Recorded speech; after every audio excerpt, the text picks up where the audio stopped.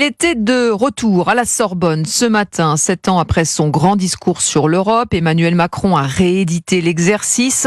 Le chef de l'État a livré pendant près de 2 heures un bilan de ce qui a été fait depuis 2017, mais aussi et surtout dresser des perspectives pour les prochaines années. Alexandre Chauveau, vous êtes en direct de la Sorbonne, vous avez suivi ce discours, un discours qui intervient en pleine campagne européenne et qui a aussi vocation, on peut le dire, à dynamiser la campagne de Valérie Ayé. Oui, alors sur le fond et la forme, pas de doute, c'était avant tout un discours de chef d'État sur l'un des invariables du macronisme, l'Europe.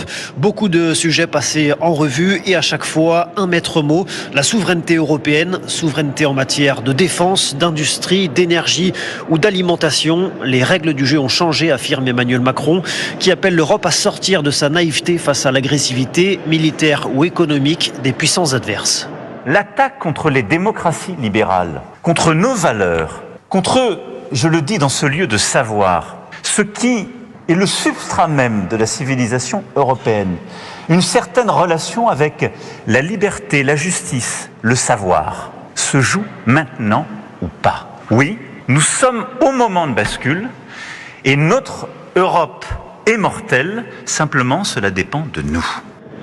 Un avertissement lancé à nos voisins européens, mais aussi aux Français, bien sûr, appelés à choisir le 9 juin prochain entre différents candidats, dont Valérie Ayé, la tête de liste de la majorité présidentielle, en difficulté dans les sondages.